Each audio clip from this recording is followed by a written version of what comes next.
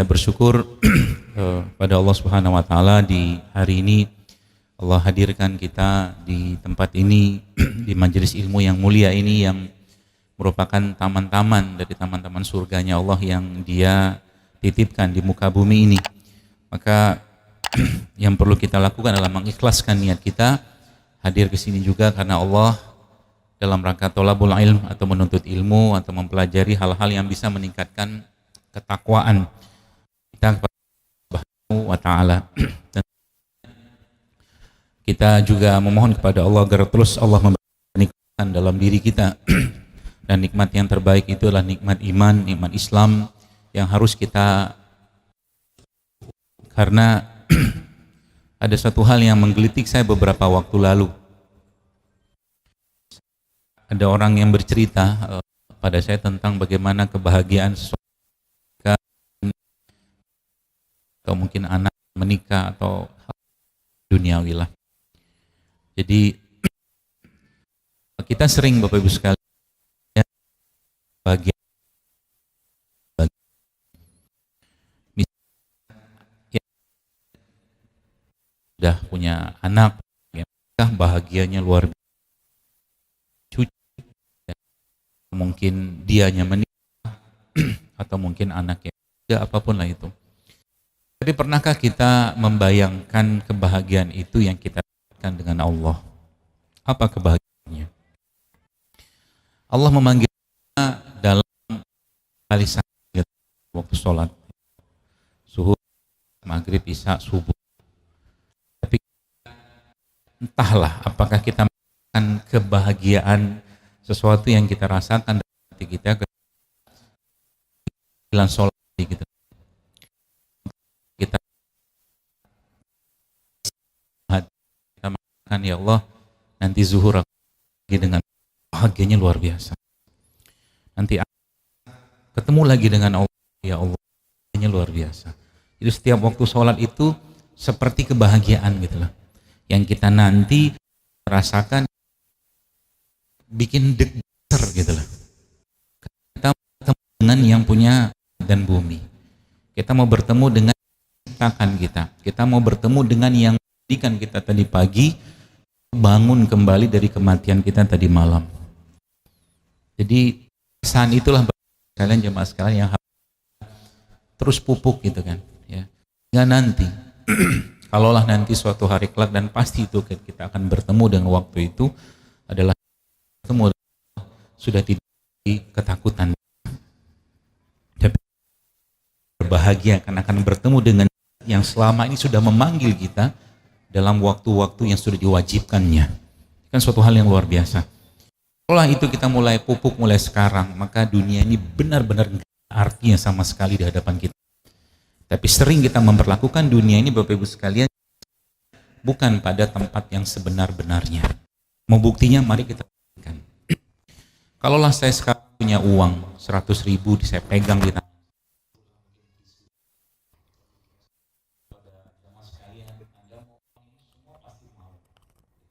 suka uang, kenapa nggak mau uang? Uang ini kemudian saya remek-remek kayak begini.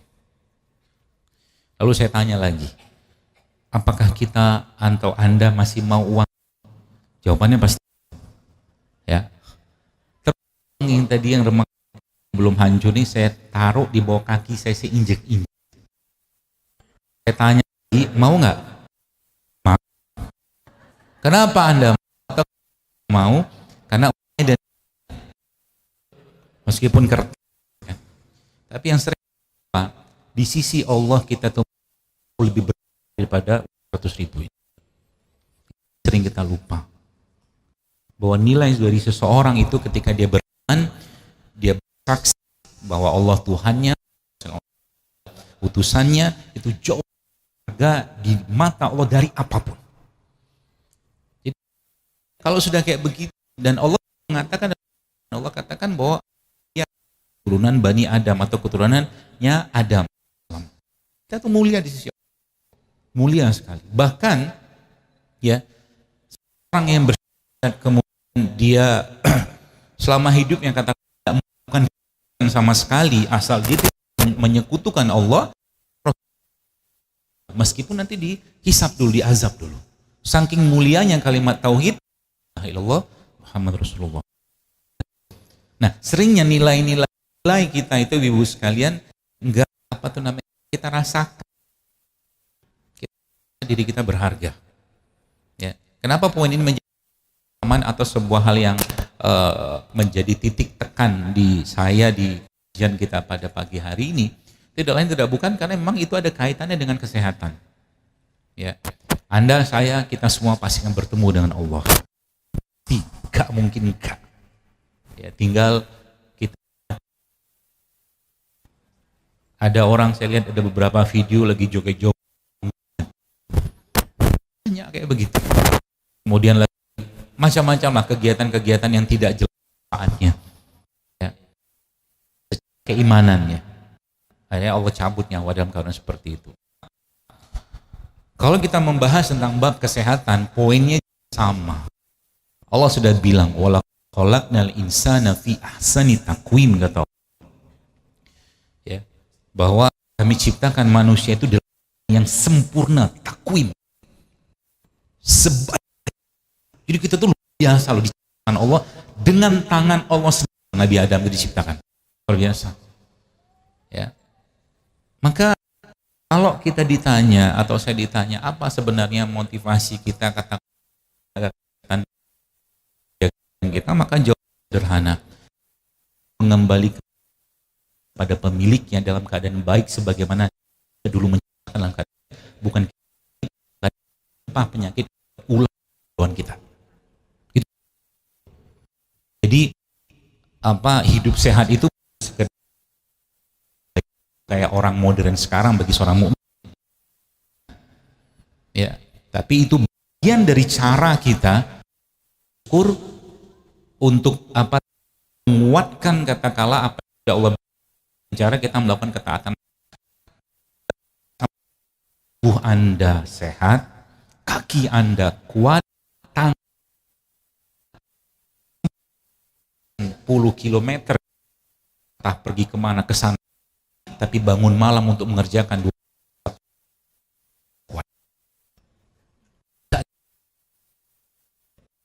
kesehatan itu di sini. Karena kenapa?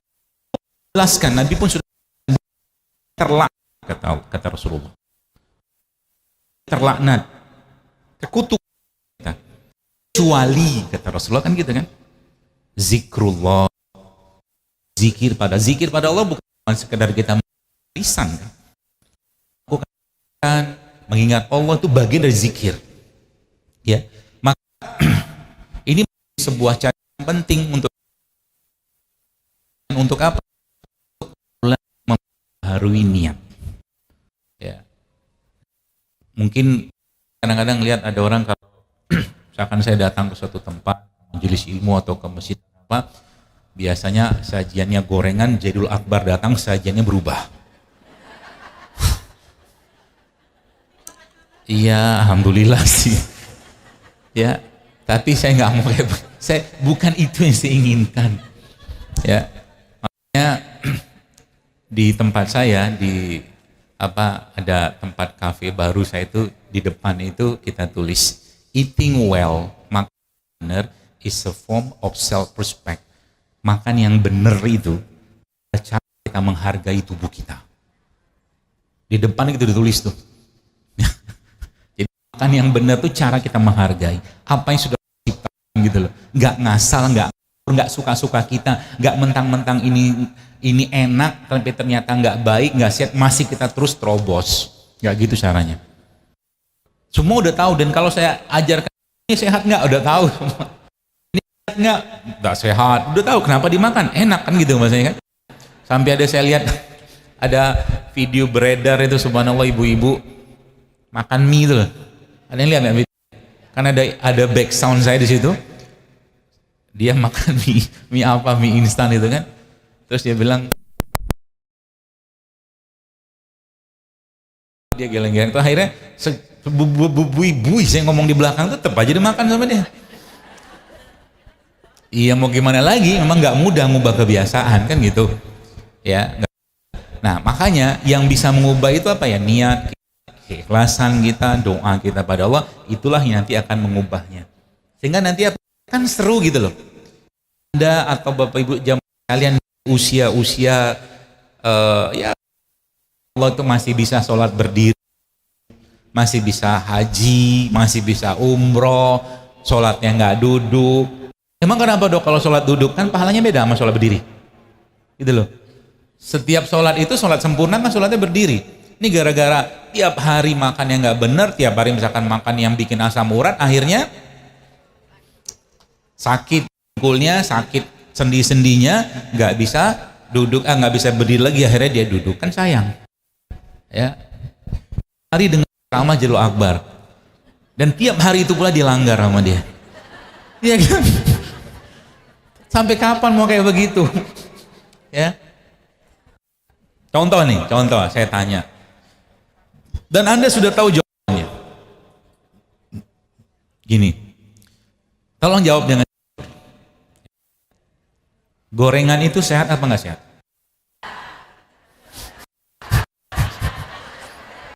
Sehat apa enggak sehat? Enggak sehat. Jadi, siapa yang pagi hari ini saya bukan buat ngebully ya, bukan buat mencela bukan, mencela makan bukan. Kita pengen lihat persentasi. Saya tanya, tunjuk tangan. Siapa yang pagi ini udah makan gorengan? Angkat tangan. Angkat tangannya nggak apa-apa. Bukan aib, tenang aja. Bukan banyak kan? Tuh. Nah sekarang saya tanya, siapa yang pagi hari ini sudah minum air putih atau makan buah? Coba angkat tangan. Wah, agak bahagia saya. Agak-agak bahagia dikit. Alhamdulillah udah mulai berubah. Makanya glowing. Karena dia bawa lampu. Kayaknya sih. Baik. Bapak sekalian, jamaah sekalian saya hormati, sebenarnya gini. Karena waktu kita nggak panjang, saya mau kasih tips aja, ya, yang sifatnya nanti bisa Anda bisa Anda bawa pulang ke rumah, terus Anda terapkan. Itu aja kan sebenarnya kan. Begini, Allah sudah bilang dalam Al-Quran, Allah sudah katakan dalam Al-Quran dalam surah Al-Mu'minun, kata Allah, "A'udzubillahi minasyaitonir rajim, wa laqad khalaqnal insana min sulalatin min tin." Dan kami ciptakan manusia itu dari segumpal tanah, sarinya tanah. Jadi maksudnya tin itu apa? Tin tanah dicampur air, dibikin kayak tanah liat gitu loh, itu tin. Ya, maka unsurnya kita itu di situ ada dua sebenarnya. Kalau kita belajar Al-Quran ya, unsur kita ada dua. Unsur pertama adalah air itu sendiri, ya.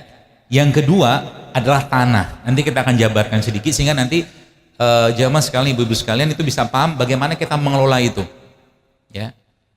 Jadi manusia itu memang kalau secara fisik ya komposisinya itu banyak, tapi kalau kita belajar Al-Quran tadi ya tanah bikar sebenarnya itu seperti yang tikar terus jadi arang terus dicampur tanah, begitulah kita dulu tuh.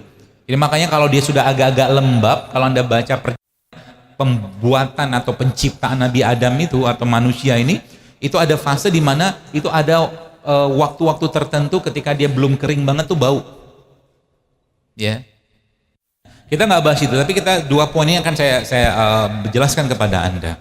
Ya, nah, yang pertama apa? Yang pertama tentang tadi tanah dan air. Ya, jadi karena dia dari tanah dicampur dengan air, kemudian dibentuk dengan tangannya Allah. Meskipun nanti di situ banyak yang pentingnya. Kalau kita belajar dari penciptaannya Nabi Adam itu, ya kita tahu bahwa sebelum Nabi Adam itu ditiupkan ruh oleh Allah Subhanahu Wa Taala, itu iblis ya langsung melakukan penelitian lah gitu. Dia masuk ke tubuh Nabi Adam sebelum ada ruhnya itu, lalu dia cari tahu tentang ini makhluk ini kenapa dia dijadikan sosok yang mulia sekali gitu loh. Ya. Dan salah satu yang disebutkan dalam riwayat hadis tersebut adalah bahwa iblis mengatakan bahwa manusia ini akan banyak sekali berurusan dengan perut atau syahwatnya kita ini, dan ternyata kan terbukti kan. Kalau sekarang saya tanya atau mungkin kita lihat banyak orang yang mungkin berat badannya berlebihan atau obesitas, kalau ditanya penyebabnya apa, cuma satu, ya dia kebanyakan makan. Kalau ditarik ke atas, kenapa dia banyak makan? Nafsu kan. Betul. Makanya nafsu itu dalam Al-Quran atau dalam surat Yusuf itu kan Allah sudah jelaskan bahwa kecenderungannya dia Kecenderungannya nafsu itu mengajak kepada keburukan, kecenderungan secara umum. Ya. Nah, maka kita belajar dari nanti mulai kendalikan nafsunya.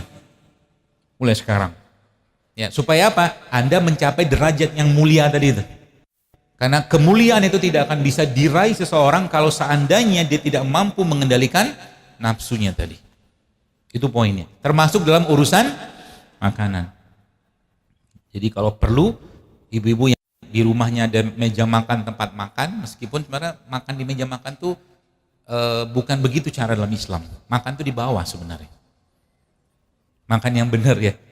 Yang saya pelajarin, yang saya ketahui itu makannya lebih baik di bawah. Tapi di atas boleh nggak? Boleh. Cuman di bawah tuh lebih bagus. Kita menyatu ya dengan keluarga segala macam. Jadi kalau mau keluarganya bahagia, seringlah makan di rumah, jangan di luar. Nah, jadi di meja makan itu tempel foto Jadul Akbar, misalkan. Jadi kalau pas lagi mau makan yang nggak bener, ada pengawas gitu. Misalkan. Guyon-guyonnya begitu. Nah, kembali ke dua hal tadi, Bu sekalian. Tanah ya. Air dulu deh, air. Kita akan bahas air dulu. Maka karena manusia diciptakan Allah dari air, maka semua, dan dalam ayat Allah juga menjelaskan surah Al-Anbiya itu waja'alna minal ma'i kulla syai'in, dan dari air itu kami jadikan segala sesuatu yang hidup. Nah, poin besarnya sekarang kalau kita mau hidupnya benar, maka benerin airnya. Air dalam tubuh kita, ya. Maka Allah memberikan kepada kita petunjuknya, ya. Bagaimana cara memilih atau bagaimana cara kita mendapatkan air-air yang bagus. Makanya kalau Anda lihat, kan bahasa Quran itu sungai yang mengalir air, begitu kan?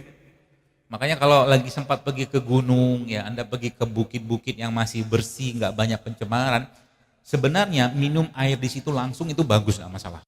Di sana tapi, ya. Di daerah sini jelas tidak ada. Lagi tempat saya. Jadi kalau Anda, ibu kalian, naik gunung atau ketemu dengan mata air atau sungai, memang air itu kalau memang tempatnya bersih, kayak ada manis, beneran itu. Ya, udah diam, gak usah mereknya.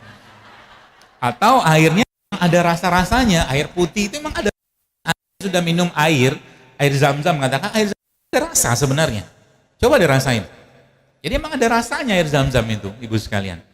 Ya, jadi masya Allah air itu kami jadikan segala hidup. Jadi prinsip pertama mau bersih, yang pertamanya. Ini misalkan ikan dalam sebulan ini akuarium kecil gitu ya. Ikan dalam akuarium ini misalkan sakit.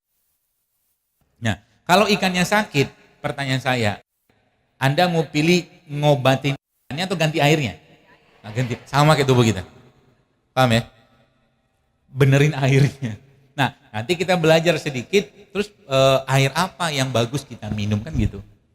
Maka Allah mengajarin lagi-lagi itu kita mungkin orang-orang peneliti atau ilmuwan itu nyebutnya ya air spring water gitu ya, atau air gunung, air mata air gitu-gitulah. Ya. Nah, air itu biasanya mengandung mineral.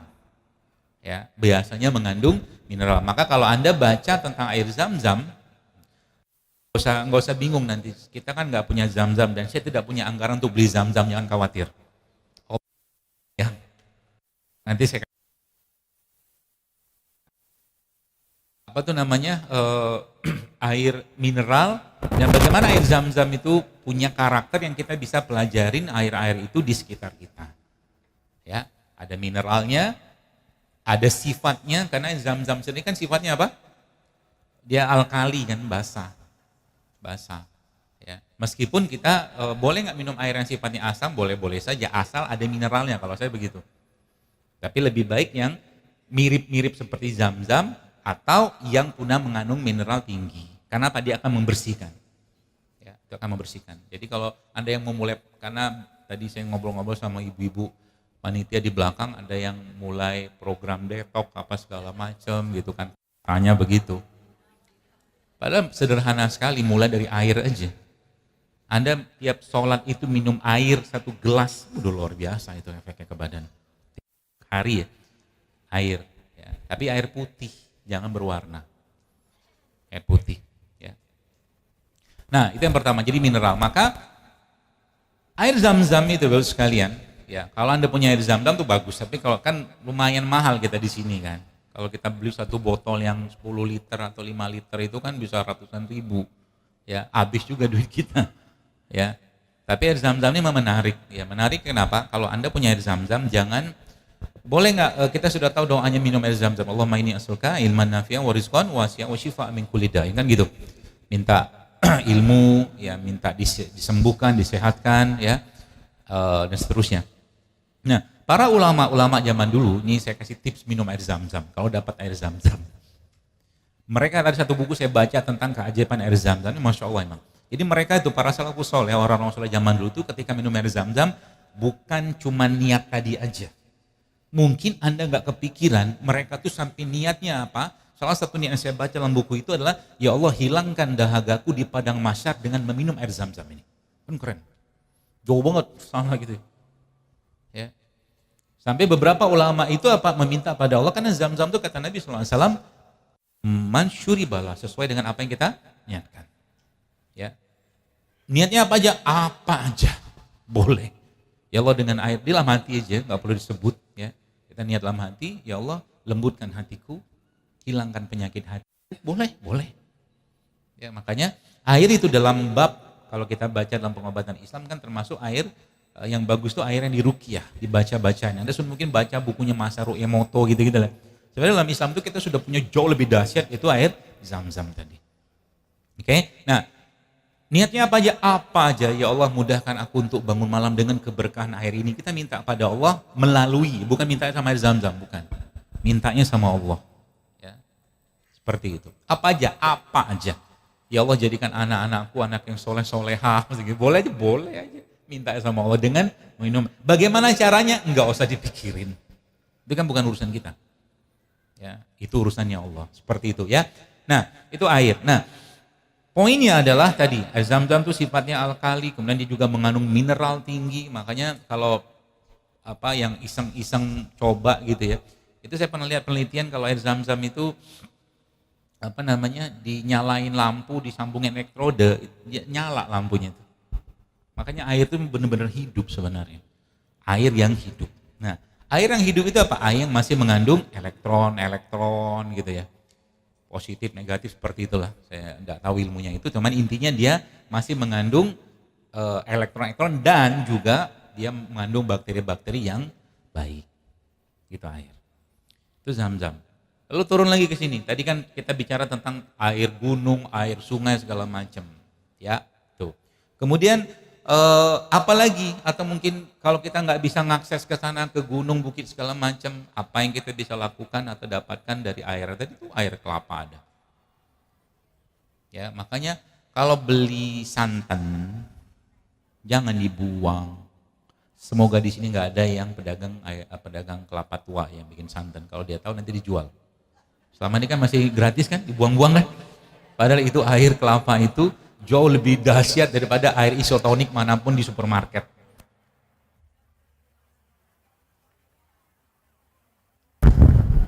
Jadi jangan dibuang. Minum tuh. Buat apa dia? Buat ngedetox. Nah, dok saya habis minum air kelapa kayak begituan keliengan. Ada kan gitu kan? Biasanya itu terjadi pada air kelapa muda. Ya, kelapa muda. Tapi kelapa tua nggak terlalu biasanya. Ya. Nah supaya cani lihat, kan tadi bahasanya dua kan, sifatnya alkali atau juga bisa asam, karena air kelapa itu sifatnya asam. Ya, dibikin Allah asam ya supaya apa? Supaya dia bertahan lama. Kalau manusia yang nggak minum sama Allah, dikencengin lagi gasnya. Ya makanya kalau antara air kelapa muda, ini kelapa muda, kelapa tua sama kelapa tua banget, kelapa uzur. Yang buat santan itu kan kelapa tua banget tuh. Saya seneng yang ini nih, yang tengah. Jadi kelapa muda tapi dagingnya keras. Biasanya ada gas-gasnya. Oh itu enak buat saya. Ya, ada gas-gasnya. Nah, karena pembahasan mineral tadi kadang-kadang karena tubuh kita terlalu banyak toksinnya atau mungkin enzim kita nggak cukup kuat mengolahnya, maka tiba-tiba habis minum air kelapa keliengan kan gitu. Bagaimana caranya? Ini pelajaran lagi nih. Bagaimana caranya supaya kita bisa minum air tadi dengan tenang dan bahagia, nggak was-was. Nah, habis minum itu kita dapat manfaatnya. Biasanya atau saya diajarin itu dicampurkan sedikit si airnya itu, si kelapanya ini.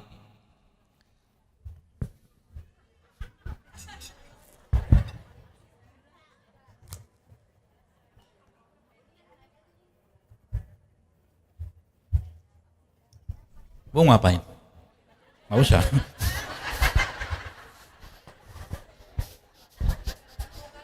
Sekali-sekali ngerjain ibu-ibu ya. Dimasukin madu. Pokoknya kenceng banget. Oh. Ya paling sesendok lah ya. Gitu. Lalu aduk-aduk. Ini sumpit. Kalau ada yang mau tanya. Bukan sendok. Kenapa nggak sendok, Dok? Nggak muat. Lebih bagus lagi kalau ada garam Anda masukin sedikit garam. Jangan garam dapur yang putih banget itu. Mau garam apa aja silakan, yang penting garamnya non refinasi gitu bahasanya. Yang nggak diputihin, nggak dikasih anti lengket. Di luar ada jual nggak? Ya mau Himalaya boleh. Sekarang dalam lokal pun ada yang udah kayak begitu. Ya, karena garam dapur yang ada itu sudah diputihin gitu loh. Jadi itu yang jadi masalah. Jadi ketika sudah diputihkan, dikasih anti segala macam, akhirnya berkurang banyak nilai gizinya. Nah, ini kan yang muda nih, kan? Yang tua juga sama kayak begini.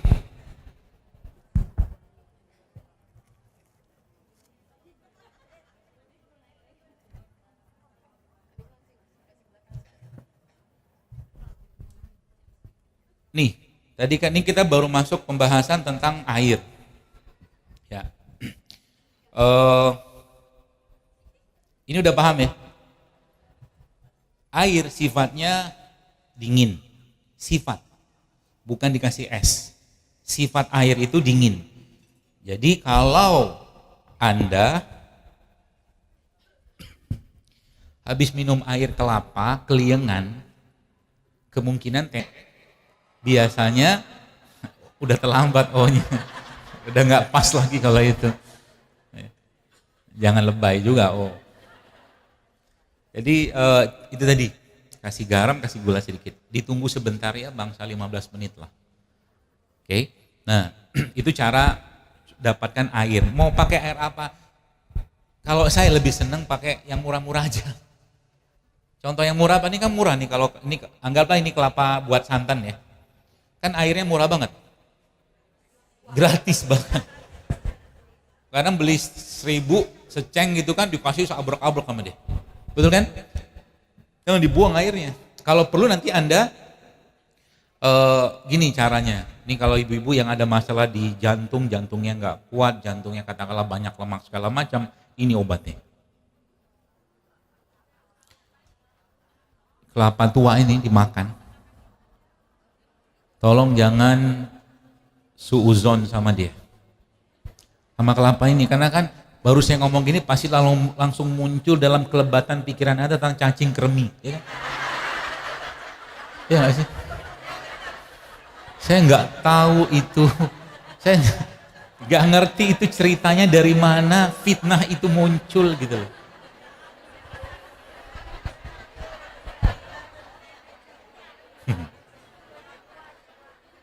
Kelapa ini. Jadi Anda yang butuh lemak yang sehat, ini kelapa nih jawabannya.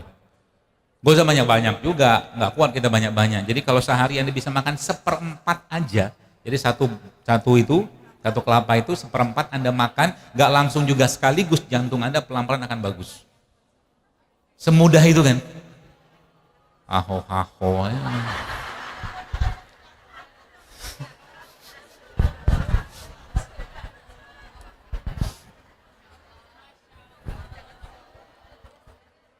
Jadi itu air, makanya air kelapanya nanti kalau di rumah ya Beli itu kelapa daripada bolak-balik ke pasar tiap hari jauh. Nah, beli kelapa yang masih utuh, kelapa batok atau kelapa tua yang buat santan itu. Coba mulai sedikit agak ada effort gitu loh dalam masak. Zaman dulu saya ingat banget ibu saya itu marut. Sekarang kan mulai serba instan semua. Jadi nanti kelapanya kan Anda bawa ke rumah, Anda taruh aja di kulkas dulu tanpa dibuka ya.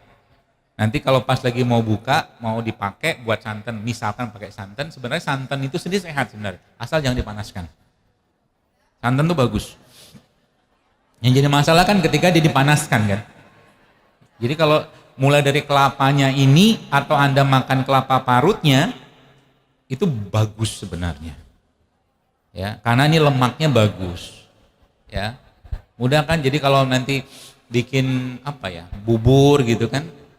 Sebenarnya santannya kalau Anda bisa peres sendiri dan bersih gitu tidak ada masalah, nggak usah lagi diituin. Nggak usah lagi dimasak.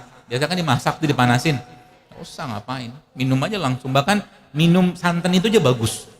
Minum santan loh, tuh Masya Allah. Tulang Anda akan sehat, jantung Anda akan bagus, pencernaan Anda akan bagus, otaknya juga akan bagus karena lemak pada santan. Mau ngobrol dulu atau mau saya terusin? Nah, kalau saya terusin diem dulu. Santan ya? Apa kelapa ya? Nah, mau kelapa, jadi tadi di rumah nanti ya diparut sendiri ya. Jadi pahalanya kan lebih banyak. Saya ingat banget dulu kerjaan saya itu. Kan depan rumah saya itu waktu di kampung dulu, itu ada toko sembako lah, toko kelontong gitu. Dia memang tiap hari tuh marut kelapa situ kalau orang anu. Cuman kerjaan saya itu memang dua yang saya makan ya. Makanya saya baru ngerti ilmunya sekarang. Yang saya makan itu berasnya dia. Berasnya makan mentah. Tidak masalah sebenarnya. Terus kadang-kadang saya coba makan kelapa itu. Ternyata itu dua komponen zat gizi yang sangat penting. Karbonya bagus, ya belum diapa-apain. Zaman dulu kan mungkin nggak seperti sekarang berasnya. Lemaknya dari kelapa itu ternyata seperti itu. Makanya kalau ini kita bisa kenalkan ke anak-anak kita, camilan-camilan yang sehat gitu. Jadi mereka kenal dengan rasa aslinya. Ya. Sekarang itu kenapa banyak fenomena anak sakit-sakitan yang dimakan sampah semua? Snack-snack 1.000, 2.000 coba. Jadi hati-hati dengan kalau mereka jajan-jajan itu ya, Ibu sekalian. Karena beberapa makanan tadi tuh efeknya itu buruk buat badan. Oke? Nah itu ke air. Ya. Jadi sudah mulai paham ya. Jadi nanti kalau Lebaran atau mungkin bukan Lebaran, puasa gitu kan, nggak perlu repot-repot ngantri beli air kelapa muda, mahal, kelapa tua cukup. Terus ininya dimakan, ya kelapanya ini. Dan kalau nanti bikin bikin minuman, bikin segala macam, pakai air kelapa itu. Hah? Taruh kulkas. Kalau sebelum dibuka ada apa-apa? Masih utuh, tapi kalau sudah dibuka jangan, dia cepat asam dia. Makanya saya bilang tadi dalam keadaan utuh, beli kelapanya utuh, ya kelapa tuanya itu nanti itunya dibikin. Maka kalau Anda yang pernah lihat postingan saya di YouTube atau beberapa kajian beberapa waktu lalu, saya itu kan saya ada bikin nama, ini makanan dari Sumatera Utara sebenarnya, namanya ita-ita. Ita-ita itu beras, ya beras direndam semalaman lah, nanti habis itu ditumbuk. Bukan, dengar dulu. Jadi beras itu ditumbuk, tapi jangan digiling halus ya. Dia ditumbuk nggak sampai terlalu halus banget, 3/4 halus lah. Ya berasnya yang bagus, yang sehat.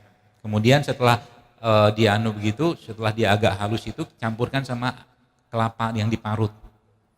Oke. Nah kalau mau manis, boleh itu dikasih gula aren, gula merah yang bagus ya, atau gula kelapa. Diparut, campur itu diobok-obok, dibulet-buletin. Oke. Kalau mau asin, boleh Anda tambahkan misalkan teri segala macam. Itu protein dapat, serat dapat, lemak dapat, vitamin semua dapat dalam satu makanan kayak begitu. Sederhana. Gak dimasak. Kebayang? Mudah, dan itu bisa disimpan di kulkas. Bisa, kalau nggak mau masak itu kan ita-ita namanya. Kalau salah di YouTube saya ada itu. Jadi berasnya itu nggak dimasak, jadi bukan belum jadi nasi dia gitu ya, seperti itu. Jadi lemak, ini pembahasannya masuk ke lemak, gitu, tapi dari air tadi ya. Nah, apalagi yang kita bisa pelajari dari kelapa ini kan, Masya Allah, kalau Anda lihat Coba deh tadaburi mereka-mereka itu, kadang-kadang saya katakan ya Allah luar biasa. Luar biasa apa? Luar biasa besar kasih sayang Allah pada kita. Apa bukti kasih sayang Allah sama kita? Disiapin tuh air dari kayak begini kan.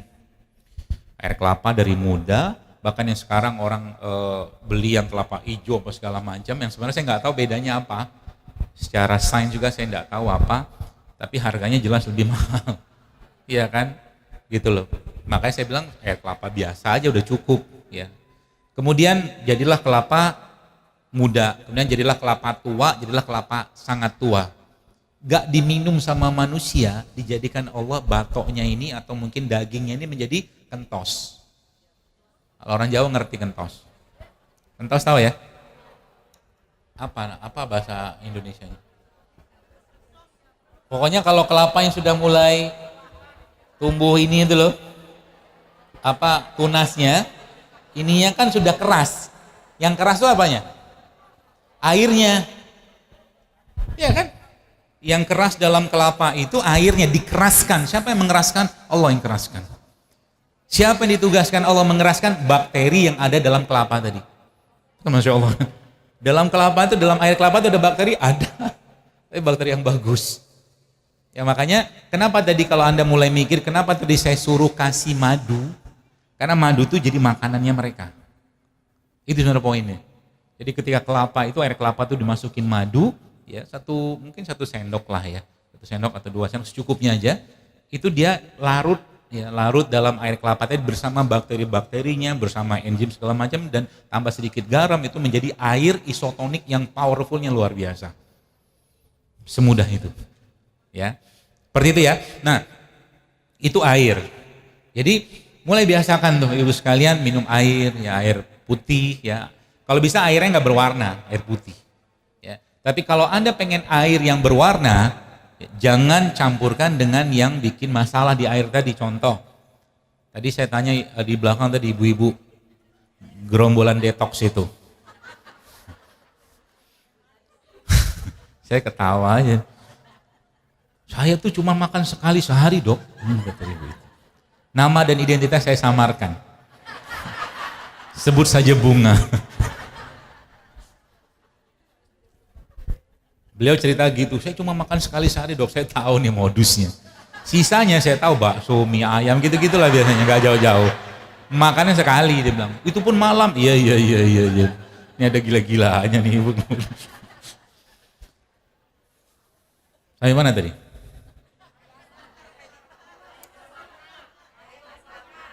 Air berwarna. Beliau cerita, saya minum kopi. Oh bagus kopi. Kopi itu bagus. 1-2 cup kopi sehari, gelas. Bagus. Asal, lihat tuh. Tenang. Tenang. 1-2 cangkir kopi sehari. Ini saya ngomongin ada datanya. Itu bagus karena kopi itu salah satu produk yang Allah ciptakan yang tinggi antioksidan. Dia tinggi antioksidan. Ya. Tapi masalahnya kita minum kopinya itu nggak benar. Makanya saya bilang, kalau dia berwarna sesuai dengan kaidah alam yang Allah ciptakan yang menyebabkan dia berwarna seperti itu, maka jangan tambahkan apapun. Paham maksudnya ya? Kalau minum kopi, kopi aja. Bagus. Ya, kalau Anda cocok bisa minum kopi, bagus. Kopi itu fat burner, pembakar lemak. Ya, dia mengurangi selera makan. Karena sebenarnya orang minum kopi itu bukan cari minum kopinya, tapi mencari kebahagiaan. Bener, kenikmatan kan? Kafein itu loh. Karena kalau bicara narkoba segala macam haram nggak boleh, pakai yang halal aja. Makanya ada kafeinnya kan? Jadi minum kopi boleh? Boleh, bagus.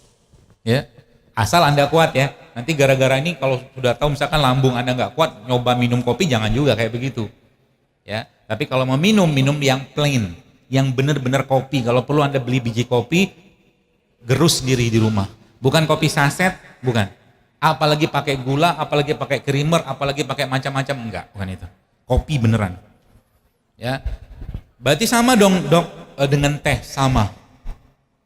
Sebenarnya teh itu bagus. Ya, mau teh hijau, mau teh, sekarang banyak tuh teh hijau, apa white tea, black tea, segala macam lah. Karena kan fermentasi sebenarnya beberapa teh itu. Bagus aja. Asal jangan tambahkan sesuatu di situ yang mengubah rasanya berlebihan. Berarti kita nggak boleh tambahkan pemanis segala macam, bukan nggak boleh. Tapi yang saya kalau mau betul-betul meminum minuman yang tadi ada warnanya, minumlah rasa aslinya dulu. Makanya sebenarnya kalau saya minum rimpang ya, empon-empon segala macam itu, saya lebih senang tanpa madu, tanpa pemanis apapun untuk mengembalikan rasa yang hilang selama ini. Wih. Rasa itu sudah lama hilang karena kebanyakan kita kan dicekokin tiap hari sama gula pasir kan. Akhirnya apa? Gula pasir itu, makanya saya bilang mungkin wajar zaman sekarang banyak orang kena diabetes. Diabetes itu kencing manis kan? Karena banyak orang kehilangan cintanya. Cinta itu manis, karena nggak dapat cinta akhirnya dipindah ke gula pasir. Mungkin, ini analisa saya pribadi. Loh, coba Anda tanya. Ini hipotesis saya ala-ala Jilul Akbar aja. Orang yang kena diabetes itu biasanya memang ada urusan dengan cinta. Serius. Anda calacak ya, entah cinta dengan suami, entah cinta dengan anak, atau cinta dengan istri. Rata-rata begitu, ada hubungan. Cinta yang bahasa kita tuh cinta yang hilang. Cinta yang hilang tuh maksudnya apa? Itu maka dari awal tadi, kalau ini saya tautkan dengan pembahasan ini, kalau Anda bisa menyambungkan, itu nyambung sebenarnya. Kenapa sih bilang tadi tentang uang tadi itu loh? Ingat kan yang kertas tadi itu? Itu ada hubungan sama ini sebenarnya. Jadi karena cinta itu tidak merasa dihargai, nggak merasa diuongke, merasa kesepian, merasa kesendirian, itu kan kehilangan cinta. Ya kan?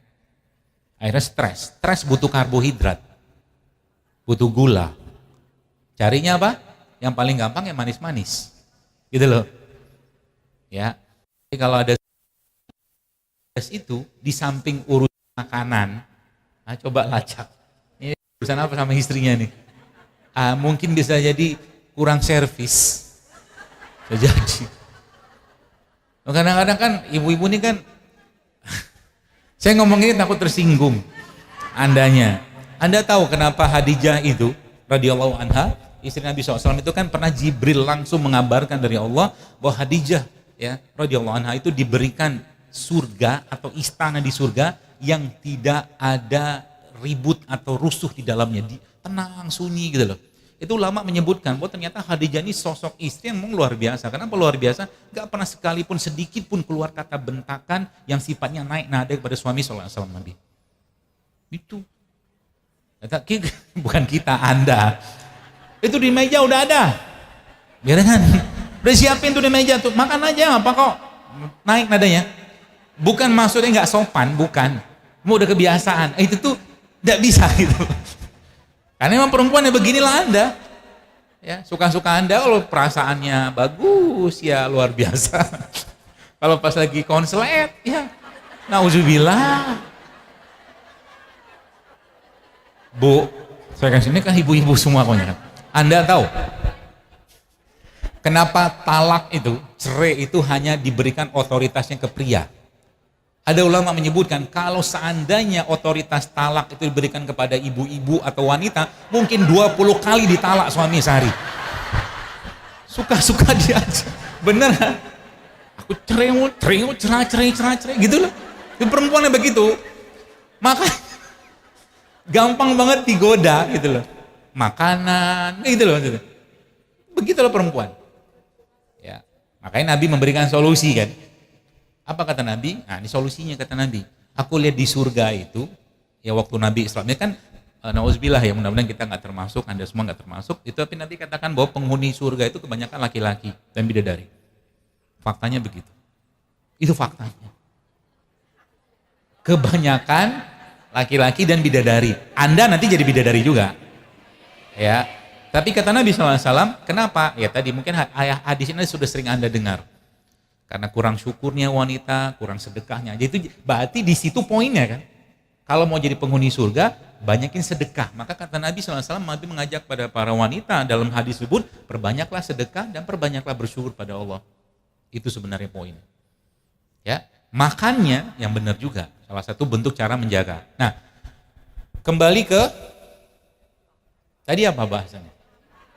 Air. Maka kalau kita bicara rimpang, Anda minum serai, minum aja serai, nggak usah pakai apa-apa, rasa aslinya dulu. Ya. Atau mungkin rimpang-rimpang kayak, kan banyak situ tuh, disiapin nggak? Nggak disiapin. Nggak apa-apa.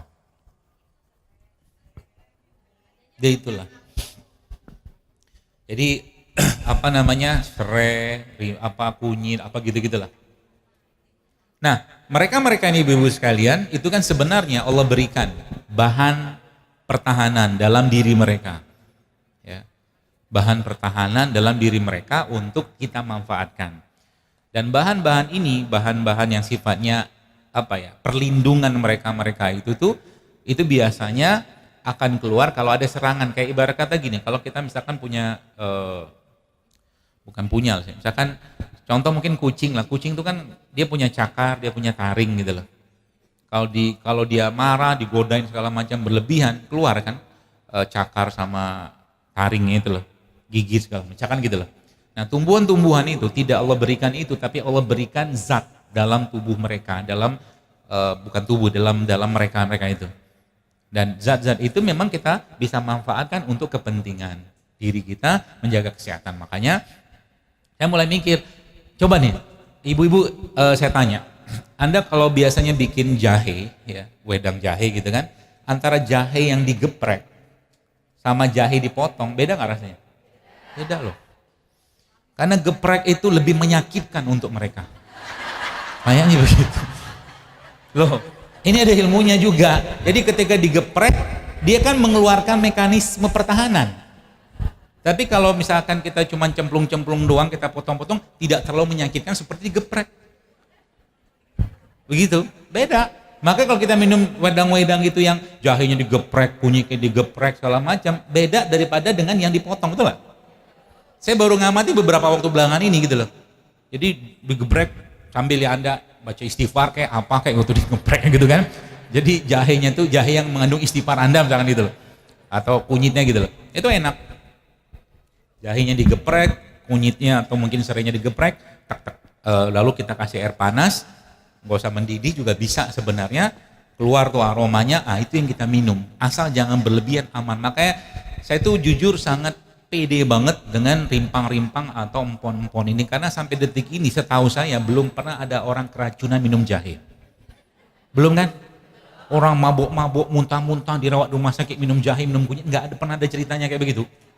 Lalu pertanyaannya, kenapa takut minum begituan? Karena kan sekarang tuh fitnahnya luar biasa, tapi fitnah ini kan dari macam-macam tuh di zaman sekarang ini ya. Sampai empon-empon, rimpang-rimpang pun difitnah.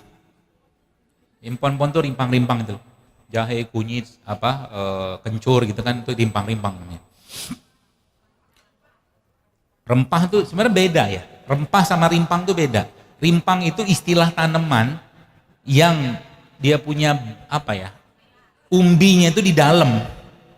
Ya, contohnya kan jahe, temulawak, kunyit, kencur, kan di bawah semua tuh. Nah, kalau rempah itu bukan begitu polanya. Kalau rempah itu rimpang tuh masuk rempah sebenarnya. Cuman istilah rimpang ini memang khusus di tanaman seingat saya. Kalau rempah ya congkeh, kapulaga gitu loh. Dua nih aja Anda pegang, insya Allah Anda sehat, serius. Saya ini bukan terlalu berlebihan, tapi saya masya Allah dua ini aja Anda pegang tiap hari, maksudnya untuk menjaga kesehatan Anda, insya Allah Anda sehat. Apalagi yang jelek-jeleknya, yang bermasalahnya Anda stop mulai sekarang. Ya, gulanya, tepungnya, terigunya, bukan mentega, minyaknya Anda stop. Tiap hari itu yang Anda makan yang seperti orang tua dulu makan, itu keren.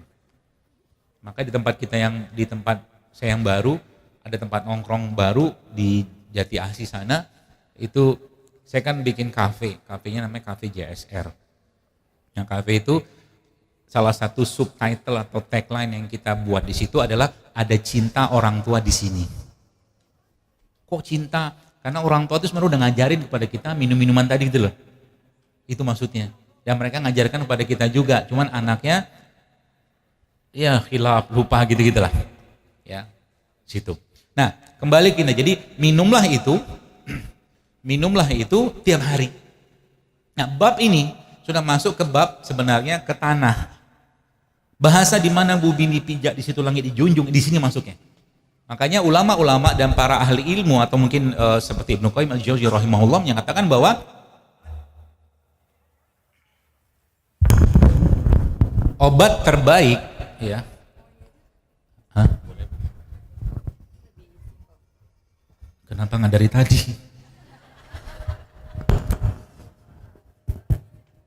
Kenapa nggak dari tadi?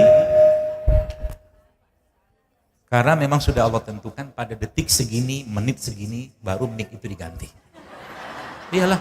Jadi kalau Anda tanya, ada kebaikan yang Anda dapatkan pada satu waktu, jangan tanya kenapa baru sekarang. Karena detik dan menit itulah Allah sudah pantaskan kita mendapatkan kebaikan itu. Paham ya? Jadi kalau bicara takdir, bicara bagaimana Allah men-set up hidup kita itu ya santai aja lah. Bukan saya ngerjain ibunya, bukan.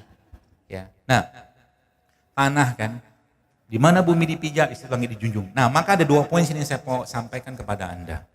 Istilah-istilah Bapak Ibu sekalian, jamaah sekalian dalam bidang makanan, sekarang mungkin ada sering dengar whole food, makanan seutuhnya, ya, atau real food, makanan yang asli. Ya ini di depan ini sebenarnya. Ini kan sebenarnya kan whole food semua. Makanan seutuhnya, makanan atau makanan benar gitu ya, real food. Ini kan. Nah sekarang kan jadi masalahnya adalah banyak orang, misalkan kita bicara alpukat ini bagus Kak? Bagus banget, Masya Allah. Ya, termasuk salah satu buah lah katakanlah yang memang sangat baik untuk memperbaiki fungsi reproduksi. Alpukat. Ya. Nah jadi masalah adalah kita tadi bablas. Bablasnya apa? Ya gulanya ya, atau mungkin apalagi susunya apalah gitu kan yang nggak sehat masuk ke sini. Tapi kalau ini benar Anda makan, tahu cara makan yang benar, sehat banget. Ya. Contohnya gimana cara makannya benar? Anda kerok-kerok aja, masukin gelas, aduk bentar, kasih kurma, potong-potong kecil, lalu Anda tamburkan madu sedikit, kasih garam sedikit, sudah Masya Allah. Enak banget dan sehat. Mudah, nggak perlu macam-macam. Oke? Jadi bahasa real food atau whole food atau mungkin tanah tadi masuk ke sini sebenarnya. Semakin banyak makanan, ini poin sebenarnya. Jadi kalau Anda pengen sehat, Anda pengen badan Anda kembali ke settingan awal, maka mulai sekarang makanlah makanan yang dari tanah tanpa banyak pengolahan, apapun itu. Udah jelasin. Kayak ini kan buah-buahan kayak begini nih. Ya, atau mungkin ya seperti inilah ya manggis begini. Sebenarnya kalau bahasa whole food itu saya jelaskan ini benar loh. Contoh nih, manggis. Manggis ini kan ya buah sehat. Ya kita umumnya kan cuma makan dagingnya aja. Jadi minuman, jadi apa? Ini manggisnya nggak benar, nggak bagus. Sudah suram dia. Ya, jadi apa istilahnya itu? Kulitnya ini aja, ini dia oksidannya tinggi banget. Kulitnya doang. Cuman kita nggak bisa makan kan, pahit. Di beberapa industri itu diolah untuk jadi minuman kulit manggis macam-macam lah gitu kan. Nah, yang biasa kita makan kan ini, warnanya nggak seru. Nah ini yang benar kan. Kalau begini tuh sebenarnya sudah tahu. Maka kalau ibu-ibu beli ikan di pasar udah ngerti mana ikan segar nggak segar kan. Karena urusan makan dia pilih kayak begitu juga. Makan segar, segarnya apa? Warnanya gitu loh. Dan masih enak rasanya, makanya yang beli ikan di pasar. Apa pesannya? Kalau Anda beli ikan di pasar untuk Anda masak di rumah, jangan beli banyak-banyak. Beli ikan yang segar, masak, habiskan. Jangan ikan tadi itu ketika nggak habis Anda bekuin. Kalau jadi gini ilmunya, kalau Anda pengen ikan beku dari awal, belilah ikan beku. Ya, contoh saya kemarin makan di salah satu rumah makan ikan Makassar lah di daerah Jakarta itu. Terus saya ketemu sama yang punyanya, dia cerita, saya waktu lihat ikan itu kan kita pilih ikan, tapi ikan itu dalam freezer itu ya. Ikan beku semua, tapi waktu dimasak ikan itu segar lagi. Saya tanya sama dia nih, apa ceritanya? Kok bisa kayak begini kan? Jadi ternyata kata dia dari awal ditangkap dari laut itu langsung dibekuin. Itu maksud saya ikan beku. Ya, kalau kita kan nggak seger di pasar, sampai rumah kita bekuin, nah itu bukan itu yang saya maksud. Kalau untuk mendapatkan kesegaran asli, kenapa? Itu kaitannya sama rasa nanti. Mungkin bisa jadi sama kandungan nutrisinya juga. Semakin segar semakin bagus. Makanya makanan apapun semakin fresh, semakin baru Anda dapatkan dan Anda ambil petik segala macam dari tanah, itu lebih enak rasanya. Ya, kalau buah-buahan kayak begini kan Allah dengan maha kuasanya melindungi dia dengan kulit kan. Makanya apa kalau sudah dibuka kulitnya pasti akan teroksidasi. Ya. Nah, ini whole food ya, whole food. Jadi makanya kalau manggis ini kayak manggis ini kan ada bijinya. Bagus gak dia makan bijinya? Bagus. Makan aja, sak-sak bijinya.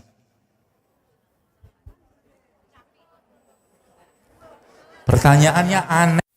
Ditelan ya iyalah. Terus diapain kalau gak ditelan?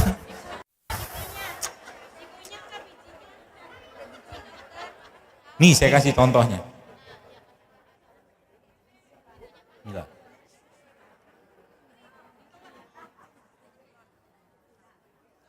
Udah habis. Telan, iyalah. Kalau dimakan itu dimasukin ke dalam. Kalau dimuntahkan itu keluar. Paham ya? Bedanya. Jadi kalau mau makan biji manggis, ditelan. Ya, pakai apa nelennya? Lidah. Kalau lupa. Saya mau kasih tahu. Ya Allah ya Rahman. Ya saya makan manggis dulu deh.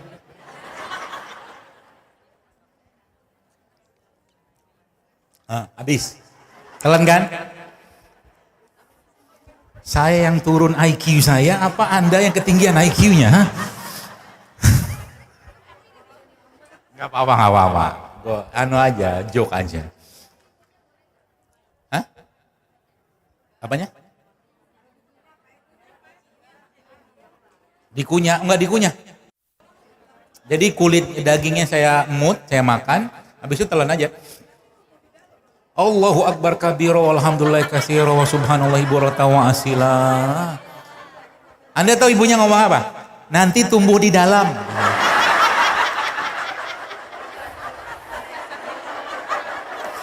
Astaga.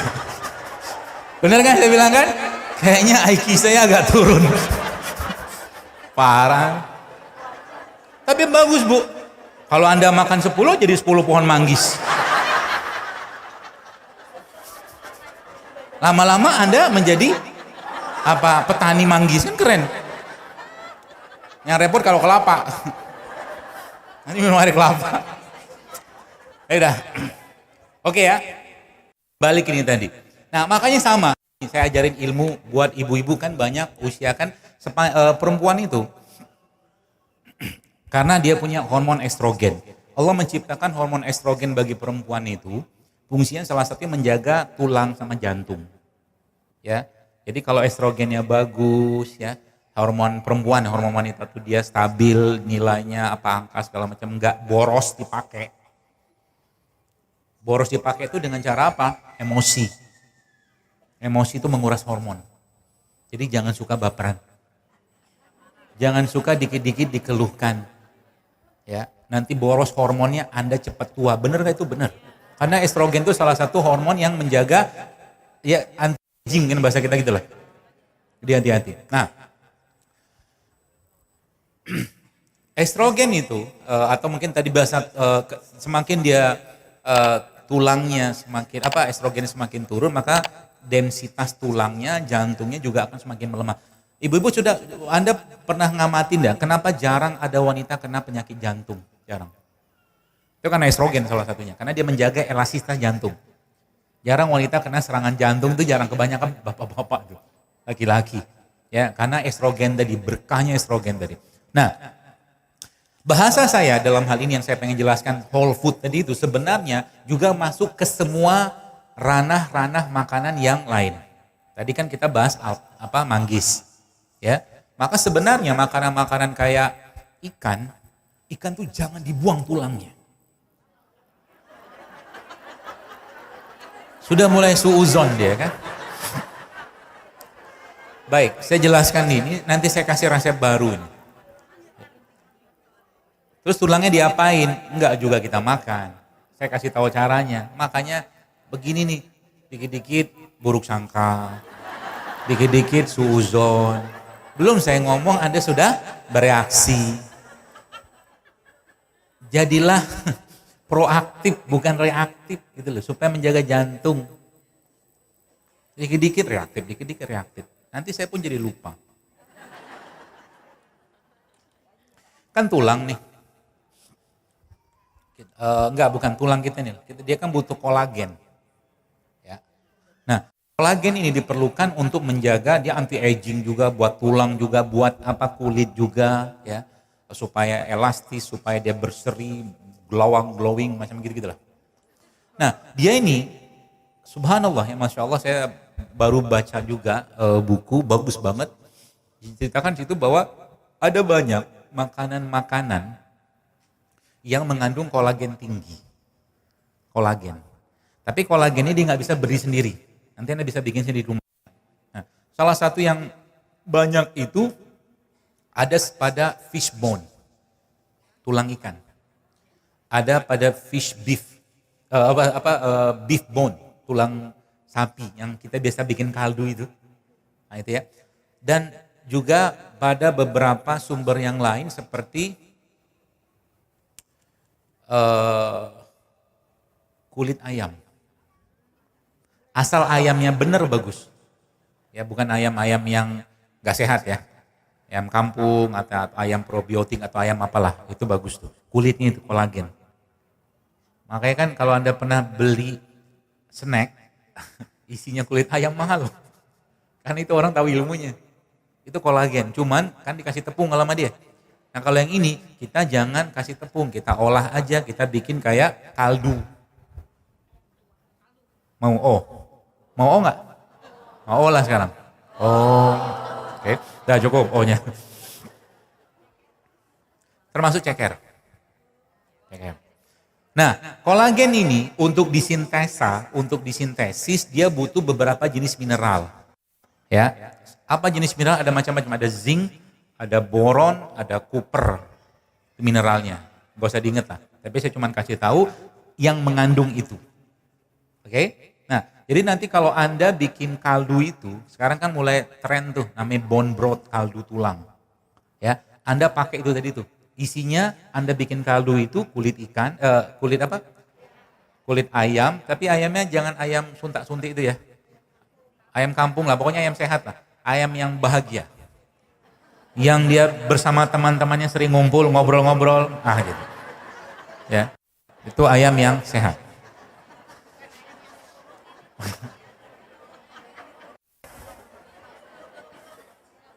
Manusia itu, ini kita bahas ayam sedikit. Manusia itu, emang kecenderungan kita tadi saya bahas tentang ikan, apa segala macam tadi itu kan. Anda pasti pilih yang fresh kok. Anda yang seger, ikan segar segala macamnya, benar seperti itulah adanya. Nah, cuman tadi kita sering lupa gitu kan, makanan itu akan mempengaruhi perilakunya manusia yang memakannya. Kenapa kita dilarang makan babi? Kenapa kita dilarang makan binatang buas, bercakar, bertaring? Karena apa yang dimakan itu akan menjadi karakter buat si manusia tadi. Ya, kalau Anda pandangi wajah kambing misalkan, lucu gitu loh, menyenangkan. Makanya kambing itu menjadi salah satu hewan yang hadisnya banyak loh. Serius. Saya punya teman, seorang ibu lah, dia pembekam gitu kan. Dia pelihara kambing, gak banyak, 2-3 kambing aja. Saya tanya sama dia, udah meninggal ibu itu, Allah yarham. Bu Som, ibu kenapa pelihara kambing? Karena Nabi pelihara kambing, dia bilang. Luar biasa kan? Semua Nabi atau Rasul itu pengembala kambing semua. Banyak cerita kambing ibu sen. Ya, bahkan jadi ulama mengatakan dari mengembala kambing hingga menjaga umat. Sampai kayak begitu bahasa mereka itu. Luar biasa kambing. Nah, kembali ke ini tadi. Jadi si kolagen ini dia butuh mineral untuk mensintesa dia untuk muncul lah. Makanya kalau nanti bikin bone broth itu, misalkan ya, bahannya itu Anda masukin di situ misalkan tulang ikan. Nah ikannya pun pilih-pilih. Kalau bisa ikan yang bebas, bukan ikan ternak kalau bisa. ikan laut, ikan sungai, ikan yang bahagia. Ya, kalau di kalau diternak kan kadang-kadang dia nggak bisa kemana-mana. Coba deh, Anda percaya nggak percaya, ibu-ibu, Anda makanlah lele ternak sama lele liar, beda rasanya, beda. Ikan saya kalau pulang kampung tuh senang banget ikan baung ya, ikan patin sungai, oh itu kan beda rasanya tuh, ya, enak gitu. Nah, tuh cemplungin semua tuh, kasih bumbu-bumbunya, bawang merah, segala macam-macam gitu. Nah, tadi masukin situ kulit ikannya, kulit ayamnya, tulang ikannya, tulang sapinya, cekernya, ya, sama apa lagi? Sisik ikan juga bagus. Iya. Maka saya bilang kan bahasa Allah menciptakan, sebenarnya ada seorang dokter Jepang tuh bahkan mengatakan ikan tuh sebenarnya dimakan semuanya. Ya, kan susah kan. Tapi sebenarnya dengan cara sekarang pengolahan dengan mungkin di presto segala macam kan bisa dimakan semua. Bahkan ada beberapa yang bikin, belum ada sih, tapi kalau kulit atau sisik ikan belum ada yang bikin snacknya. Tapi kalau snack dari kulit ayam udah banyak. Fish skin ada. Tapi bukan, enggak tahu tuh masuk sisik atau enggak. Tapi kalau mau semuanya, jadi ikannya di file, sak-sak sisiknya itu, sak-sak kulitnya nanti dicemplungin ke tulang-tulang tadi, pokoknya dibikin enak lah bumbunya tadi. Nah, kan tadi saya ceritakan ada dia butuh boron, dia butuh copper, dia butuh zinc kan gitu kan. Itu mineralnya. Nah, ternyata boron, copper, zinc segala macam tadi bisa kita dapatkan pada beberapa jenis produk pangan juga. Salah satunya adalah kacang merah. Kacang merah. Jadi nanti waktu Anda bikin itu, sekalian masukin kacang merah. Ya, karena di kacang merah itu ada boronnya, pas kalau copper salah satunya itu kita bisa masukkan ke sana. Atau, nah, juga bisa dimasukkan hatinya sapi.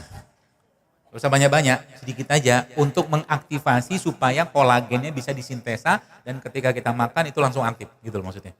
Jadi hati sapinya itu, ya. Kalau mau ditumbuk sekalian nggak apa-apa, yang penting ada hatinya. Ya, tadi ada hati, ada kacang tadi, ya, kacang merah tadi. Nah, udah tuh jadi tuh, kan dia kental, ya kan? Nah, kental ini bukan kental, setelah jadi itu nanti Anda simpan aja di kulkas. Jadi bila masa, kapan-kapan Anda mau makan, Anda ambil sedikit, Anda panaskan, campurkan ke nasi, campurkan ke lauk, itu akan jadi sumber kolagen yang luar biasa. Murah. Gak usah beli karena mahal. Saya kemarin istri beli bukan kolagen, bone broth dari ikan gabus itu 150 ribuan, itu mahal. Kalau kita ngerti bikinnya itu murah aja. Nah, itu nanti dicampurkan ke makanan. Jadi Anda makan nasi, campurkan sama kaldu tadi itu. Diaduk sama itu. Ya, Anda makan apa aja campurin itu kan rasanya gurih tuh, enak. Kaldunya itu. Nah, itu sumber kolagen. Ya, sumber kolagen yang sangat tinggi lah bahasanya gitu. Kolagen. Manfaatnya buat apa aja? Buat tulang, buat sendi, buat kulit, buat apalagi rambut semua. Ya, seperti itu. Itu lalu kembali ke tanah tadi. Ya, kembali ke tanah tadi. Kita sampai jam 11 kan? Oh ya, dikit lagi. Gak usah tanya lah, udah paham kan? Kemarin saya kajian di mana? Di kalender apa? Segini pertanyaannya. Banyak banget. Itu tandanya masyarakatnya masih sakit. Kalau nggak banyak tanya berarti kan sudah mulai sakit. Nah gitu ya. Jadi terakhir tanah tadi. Ya, maka bahasa saya tadi di mana bumi dipijak di situ langit junjung itu tanah dalam bahasa semua produk-produk yang Allah tumbuhkan di tanah itu Anda makan. Sayur kayak segala macam, kayak buah kayak itu makan. Jadi menu tiap hari. Ya. Kemudian lagi yang bisa kita masukkan di sana, biji-bijian. Tanah kan. Maka situ ada ini sebenarnya ini bukan biji-bijian, kacang-kacangan ya. Ini kan kacang-kacang lokal, kacang tanah, kacang merah, sama kacang apa nih? Ini namanya Bogor. Berapa kesini tadi? Atau kacang-kacang yang besar. Ada pistachio, ada walnut, ya ada almond. Ya kacang-kacang ini sebenarnya ya mereka ini ya bukan sekedar camilan sebenarnya. Kalau sudah ngerti dan tahu kandungannya, ada seorang ahli itu di Amerika, dia mengatakan 7 almond aja Anda makan tiap hari itu sangat bagus buat jantung. 7 butir. Terus banyak-banyak. Karena kalau banyak-banyak nanti jadi sedih. Cepat habis, uangnya beli lagi. Ya, 7 gitu kata dia begitu. Atau ini kan, ya kalau pakai ilmu ala-ala, ya ilmu ala-ala, kemiripan dari organ terhadap produk yang Allah ciptakan ini kan bentuknya persis banget kayak otak kan. Persis banget. Kalau otak tuh di otak kita tuh begini. Ini kan. Ini apa belahan tengahnya, ini apanya. Nah, kacang seperti ini wabil khusus kacang walnut, ini kan walnut ya. Ini kacang yang sangat baik untuk menutrisi otak. Gitu. Jadi ya kalau belum pernah makan coba sekali-sekali makan. Belum pernah? Oh, saya bagikan. Karena ini bukan punya saya bagikan aja. Nah, Ibu silakan, Bu. Kalau kurang minta sama panitia. Siapa tahu mereka ada info di sana ada yang jual. Anda beli sendiri. Walnut, ada satunya pisang. Nah, pistachio ini, ada satu pistachio, ada satu yang biasa kalau orang haji itu loh. Kacang pistachio itu ternyata juga salah satu kacang yang sangat tinggi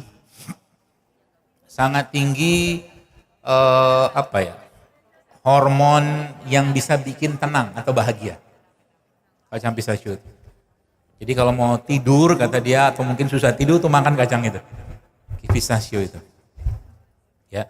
Jadi sebenarnya kalau kacang-kacang itu dibikin susu juga bisa. Sekarang sudah mulai banyak.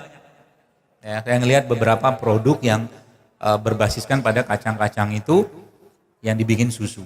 Jadi nggak mesti susu sapi, ya. Susu yang lain juga, susu santan juga bisa. Seperti itu. Nah, biji-bijian.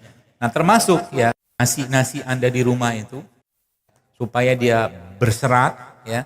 Jadi saran saya Anda kasih rempah di situ. Kayak nasi liwet gitu loh. Cuman enggak usah pakai santan. Rempah aja. Contohnya apa? Bawang putih, serai. Udah tau lah ibu-ibu kan. Supaya dia tidak membuat gula darah kita naik. Ya. Termasuk juga cara paling mudah untuk bikin gula darah itu supaya tidak langsung naik setelah kita makan nasi atau produk yang mengandung gula atau tepung, ya. Itu adalah memasukkan apa?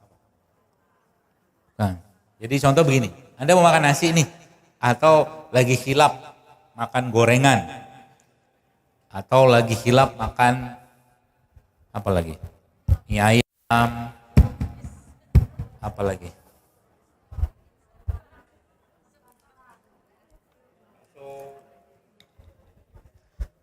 Kalau khilaf tiap hari namanya doyan, bukan khilaf. Kalau cheat tiap hari itu bukan cheat namanya, ya. Nah, ini tips mudah ya supaya enggak terjadi lonjakan gula setelah Anda makan yang tinggi gula tadi. Caranya gimana? Ya ini air lah ya, air begini. Ini sebelum Anda makan ya. Misalkan Anda pengen makan roti nggak apa makan aja, namanya juga manusia kan pengen. Tapi jangan sering-sering. Jadi bikin polanya itu apa? 80% yang masuk ke badan Anda itu produk sehat atau pangan sehat. 20% silakan cheat lah. Jadi mulai dipolain, mulai dikontrol dianya, jangan dia mengendalikan kita. Ya, nah ini air kayak begini, misalkan 1 gelas begini atau mungkin yang setengah gitu kan, Anda campurkan sama mungkin 1 sendok teh aja cuka apel. Ya, cuka apel masuk ini, mau cuka apa boleh, cuka nanas boleh, cuka apel boleh, mau klasik enzim boleh, macam-macam. Yang sifatnya cairan fermentasi atau probiotik juga boleh. Ya, masukin dia sini, sebelum Anda makan yang tadi tinggi-tinggi gula tadi, Anda minum dulu. Apa manfaatnya? Banyak banget. Paling tidak mencegah terjadinya lonjakan gula pada saat Anda makan tadi. Apa manfaatnya atau apa efek dari lonjakan gula yang tinggi tadi? Banyak. Ya, ini jadi masalah sebenarnya yang banyak orang tidak sadar. Jadi saya jelaskan begini. Ini ilmu sederhana, cuman kalau Anda terapkan dan mulai Anda disiplin, akan banyak penyakit yang bisa Anda hindari. Ya. Ini analogi dulu. Jadi di Jepang itu, kalau yang pernah pergi ke Jepang atau lihat di YouTube juga ada pagi-pagi itu kan KRL Jepang itu. Nah, karena penuh banget orang di pagi hari di Jepang itu, maka pemerintahnya ngasih namanya petugas pengatur penumpang. Ya, petugas pengatur penumpang. Fungsinya apa? Mendorong tumpukan penumpang untuk masuk ke dalam kereta. Selesai mereka masuk, pintu tutup. Mau kayak apa dalam itu nggak ada urusan. Pokoknya masuk ke penumpang. Nah, tubuh kita itu juga sama sebenarnya. Mirip-mirip gitu analoginya. Ya. Pertanyaannya, si petugas tadi, apakah dia bisa letih? Pasti bisa. Dia manusia, bukan robot. Yang pertama.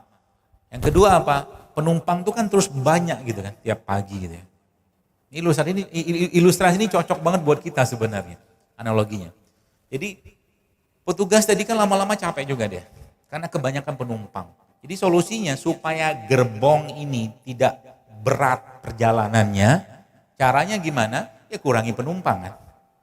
Penumpang jangan abruk-abruk itu masuk, atau paling tidak keretanya diistirahatkan dan petugasnya juga diistirahatkan. Yang paling gampang begitu. Nah, penumpang itu adalah glukosa. Ya. Petugasnya itu insulin, hormon. Tugas dari insulin itu adalah memasukkan gula ke dalam sel gerbong. Ya, dia nggak boleh beredar si gula tadi di pembuluh darah, nggak boleh. Sebab kalau beredar di pembuluh darah, dicek darahnya, oh ternyata banyak gula. Padahal dia nggak boleh di pembuluh darah kita, di saluran darah kita. Makanya orang darah tinggi atau darah kencing manis itu kan sebutnya gula darah naik. Yang harusnya penumpang tadi, gula tadi adanya dalam sel, paham? Ya. Nah, berarti kalau sudah tahu begini kita, ya sebenarnya cara paling mudah untuk tidak mencegah terjadi lonjakan penumpang tadi ya diatur, disiasatin. Caranya gimana? Penumpangnya dikurangi atau penumpangnya diedukasi. Oke, penumpangnya dikurangi atau penumpangnya diedukasi. Apa maksudnya dikurangin? Kalau dikurangi mah gampang, berarti Anda mengurangi asupan kalori yang masuk. Entah itu puasa atau Anda mengubah penumpangnya tadi, seperti tadi saya katakan bahwa nasinya tadi atau tepung-tepungan atau mungkin yang tadi karbo-karbo olahan tadi, itu Anda tambahkan biji-bijian. Kan sekarang udah banyak tuh. Ada produk-produk yang bisa ditambahkan ke nasi itu, ya. Itu sumber serat sebenarnya. Itu diedukasi penumpangnya. Oke? Yang jadi masalah adalah banyak orang nggak sadar bahwa badan kita itu juga punya batas. Nah, inilah sekarang penyakit atau kondisi kenapa banyak orang sakit-sakitan adalah ketika petugasnya keletihan, bahkan dia nggak bisa lagi mengerjakan pekerjaan dia sebagai petugas. Ya, nah penyakit ini ya mungkin kalau kita sering dengar namanya ya diabetes, tapi diabetes itu bukan cuma sekedar gula darahnya tinggi, bukan. Tapi petugasnya udah nggak bisa kerja. Bahasanya sekarang adalah insulin resisten. Kayak antibiotik tuh, nggak bisa lagi dipakai untuk ketemu dengan bakteri virus gitu-gitu lah. Itu resisten. Bagaimana caranya supaya si insulin atau petugas ini dia mulai ada tenaga lagi untuk mengelola mengelola gula darah atau penumpang tadi itu ya diistirahatkan. Dengan cara apa? Penumpang stop, kereta stop, itulah puasa. Jadi kenapa sekarang puasa itu atau mengurangi makan itu menjadi salah satu cara yang paling efektif dan murah bahkan gratis untuk mengatasi penyakit akibat insulin resisten. Kalau Anda tanya apakah insulin resisten ini hubungannya cuma sama diabetes, tidak. Tapi ke penyakit-penyakit seperti tiroid, darah tinggi, semua nanti hubungannya sama ini. Dari mulai ke adrenal fatigue. Adrenal fatigue itu apa? Letih, habis makan letih, habis makan letih, harus kan makan berenergi kan. Tapi habis makan malah ngantuk, nggak bertenaga. Ini kemungkinan besar sudah mulai capek tuh petugas, paham? Jadi kalau Anda mulai bayangkan kira-kira kalau ketika pagi hari ada orang, mohon maaf, makan nasi ya. Mau nasi apa ya? Mau nasi uduk, nasi goreng segala macam, plus juga dengan bakwan, plus juga dengan gorengan, plus juga dengan teh manis. Kebayang nggak capeknya petugas? Itu maksudnya. Jadi kalau kayak begini caranya, Anda harus atur kan, supaya petugasnya tidak letihan. Tapi kan kita tuh tetap butuh tenaga kan gitu kan. Nah, tenaga ini tadi saya katakan, kita mulai berpikir bagaimana gula yang masuk tidak membebani, maka carilah gula-gula yang sehat. Gula alami. Dari mana sumbernya? Gak usah makan nasi, misalkan Anda tetap pengen makan yang manis-manis, ya carilah sumber karbo yang sehat. Contohnya umbi-umbian, kan bisa. Ya, gitu loh maksudnya ya. Sehingga nanti pagi itu Anda gak usah tanya, dokter pagi makannya apa? Tergantung kebutuhan. Kalau perlu makan saya makan, tapi kalau enggak saya nggak makan. Kadang-kadang cuma minum kopi doang, karena kopi itu menekan rasa lapar saya. Sampai siang, sampai sore gitu loh. Itu ilmunya. Jadi nggak usah ribet makan apa. Kalau kita sudah ngerti tubuh kita, kapan kita butuh karbo, taunya kita butuh karbo kapan? Saat kita lapar atau pusing, bisa butuh karbo. Contoh karbo apa? Nasi, jagung, itu karbo kan? Ubi, singkong, gitu-gitu lah, itu karbo tuh. Ya, atau mungkin beberapa sekarang sudah mulai banyak itu kayak sorghum, ya, itu bisa tuh. Jadi begitu polanya. Sehingga nanti kita mulai makan tuh bener sesuai dengan kaidah bagaimana Al-Quran mengajarkan. Contoh mungkin kenapa dalam Al-Quran dalam surah Al-Waqiah itu Allah menjelaskan bahwa di situ makanlah buah dulu. Sebenarnya bahasa buah ini bahasa enzim. Kalau saya tangkap gitu kan, makanya tadi kenapa kita minum cuka dulu, kan enzim sebenarnya itu. Sehingga ketika masuk makanan-makanan lain gampang dicerna, atau makanlah intinya itu yang serat gitu loh. Termasuk juga selain kalau Anda supaya nggak letih itu si petugas tadi itu, sebelum Anda makan beratnya, Anda makan sayur dulu. Makanya udah bener orang-orang zaman dulu tuh makan lalap. Udah bener. Ya. Cuman kita sekarang susah dapatnya atau mungkin lupa segala macam, berubah pola makannya. Apalagi makanannya kebanyakan makanan yang sifatnya olahan. Ya. Dan terakhir, gue usah tanya jawab lah ya. Nah ini kan sebenarnya namanya kimchi kan. Ini makanan orang Korea, kita nggak cocok, asem. Ya, tapi saya cuma ngasih tahu bahwa ini salah satu makanan atau pangan terbaik sebenarnya karena dia fermentasi kan. Nah, di kita bukan ini, kalau di Jepang kan miso. Ya, sama dia fermentasi.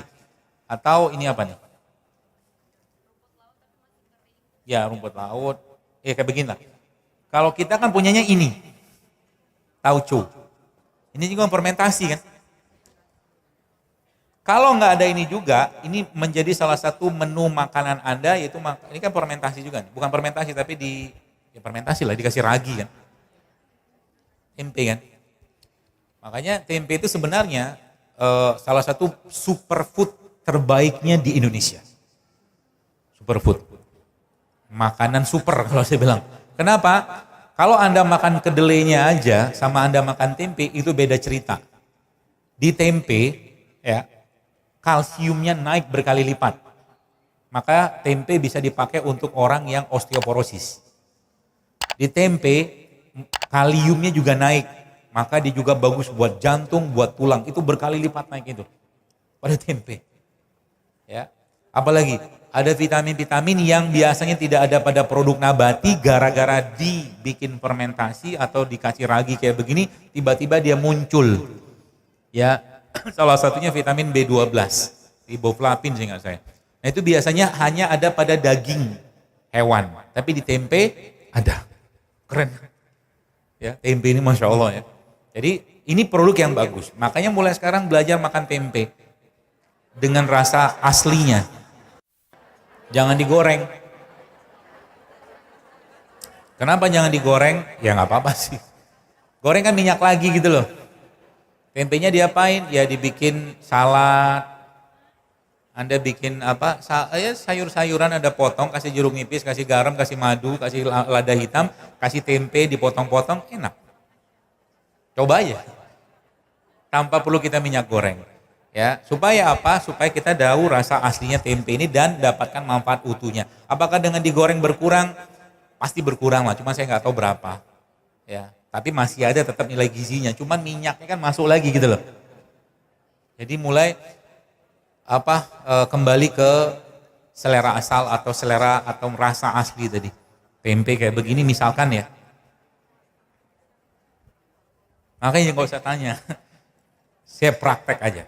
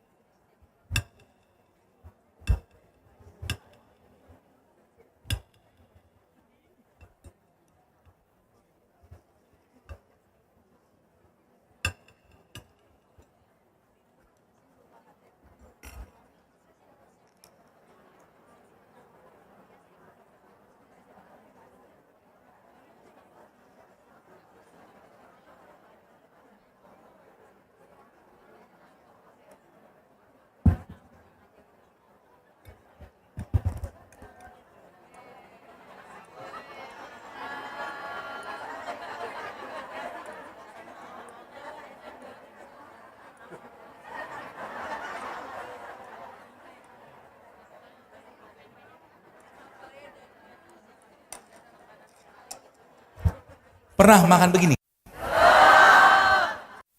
Rumah. Ini buat saya. Enggak lah. Ini kan sederhana ya, tapi sebenarnya nggak usah khawatir juga kalau tempenya dibuatnya bersih, bener gak ada masalah. Dan tidak akan, karena selama ini orang takut kan kalau makan tempe nanti tumor payudara, kanker payudara, macam-macam tuh. Fitnahnya tuh. Hah? Boleh aja. Fermentasi itu canggih. Ya ingat ya. Jadi orang asal boleh nggak makan tempe? Boleh. Prinsip dalam Islam tidak berlebihan, itu aja. Ya, apalagi kalau kayak begini ya, Anda ya kasih apa ya, kasih garam sedikit ya. Atau kadang-kadang saya kalau nggak mau pedes saya kasih black pepper, lada hitam. Sesimpel itu coba. Nah, Ibu cobalah, Bu.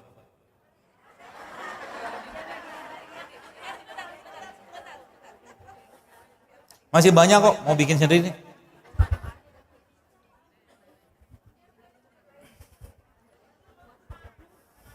Enak, Bu? Ya enak-enak aja lah. Kurang garam sebenarnya, karena nggak ada garamnya. Iyalah, kan ada madu.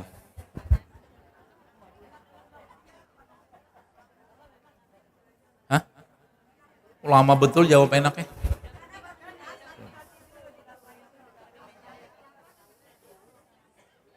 Boleh? Boleh. Kadang kalau saya biasanya, andalan saya kalau bikin dressing atau apa tuh, madu, jeruk nipis, lada hitam sama garam. Kalau nggak pakai jeruk nipis untuk itu sih enak lah masalah. Ya. Dikit aja, nggak enak. Banyak-banyak. Paling sehari itu 1 sendok, 2 sendok. Campurin air. Nanti karena kalau banyak enak kita. Apalagi kental. Jadi misalkan ibu ambil 1 sendok aja, 2 sendok, masukin ini, air hangat gitu kan, kasih madu, kasih garam. Boleh aja. Jadi sebenarnya nggak ada masalah kayak gitu-gituan tuh. Cuman yang lebih kita tuh kan seringnya tadi curiga dengan makanan. Curiga tuh akhirnya otak kita kan bekerja. Jadi kalau tidak berlebihan, secukupnya tidak masalah.